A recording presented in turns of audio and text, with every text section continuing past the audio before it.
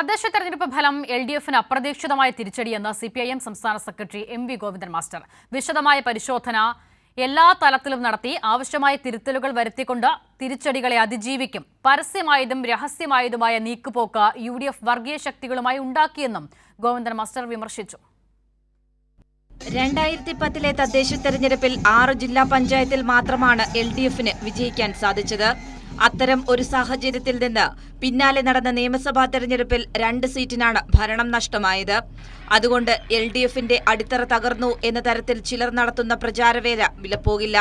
തിരുത്തലുകൾ വരുത്തിക്കൊണ്ട് തിരിച്ചടികളെ അതിജീവിച്ച അനുഭവം LDFിലുണ്ടെന്നും CPIM സംസ്ഥാന സെക്രട്ടറി MV ഗോവിന്ദൻ മാസ്റ്റർ വ്യക്തമാക്കി. അപ്രതീക്ഷിതമായ തിരിച്ചടിയാണ് LDFന് ഉണ്ടായിട്ടുള്ളത്.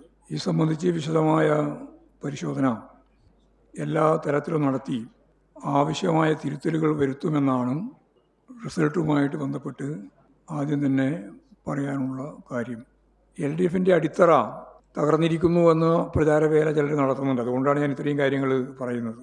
പരസ്യമായതും രഹസ്യമായതുമായ നീക്കുപോക്ക് UDF വർഗീയ ശക്തികളുമായി തെരഞ്ഞെടുപ്പിൽ ഉണ്ടാക്കി. പറവൂർ നഗരസഭയിൽ മത്സരിച്ച CPIM കൊല്ലം ജില്ലാ സെക്രട്ടേറിയറ്റ് അംഗം സേതുമാധവൻ അവിടെ BJP സ്ഥാനാർത്ഥിയാണ് ജയിച്ചത്.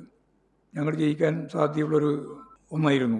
അവിടെ UDFന് 20 വോട്ട് മാത്രമാണ് കിട്ടിയത്. അപ്പോൾ എത്രത്തോളം വോട്ട് മാറ്റം ചെയ്യപ്പെട്ടിട്ടുണ്ട് എന്നതിന് ഏറ്റവും പ്രധാനപ്പെട്ട ഉദാഹരണമായി ഞാൻ ചൂണ്ടിക്കാണിക്കുന്നു എന്ന് മാത്രമേ ഉള്ളൂ. BJPക്ക് തിരുവനന്തപുരം നഗരത്തിൽ ജയിക്കാൻ സാധിച്ചു എന്നതിനപ്പുറത്തേക്ക് കാര്യമായ നേട്ടം തെരഞ്ഞെടുപ്പിൽ ഉണ്ടാക്കാൻ സാധിച്ചിട്ടില്ല.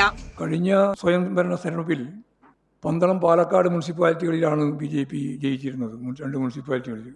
ശബരിമലയുമായി ബന്ധപ്പെട്ട ഏറ്റവും പ്രധാനപ്പെട്ട ഒരു പ്രദേശം ഉൾക്കൊള്ളുന്നതാണ് ഈ പന്തളം മുനിസിപ്പാലിറ്റി. അവിടെ ഇപ്പോഴും LDF ജയിച്ചിരിക്കുകയാണ്. സമാനതകളില്ലാത്ത നേട്ടങ്ങളാണ് സംസ്ഥാന സർക്കാർ കേരളത്തിന് നൽകിയിട്ടുള്ളത്. ഇത് എന്തുകൊണ്ട് തെരഞ്ഞെടുപ്പിൽ പ്രതിഫലിച്ചില്ല എന്നതടക്കം വിശദമായി പരിശോധിക്കും.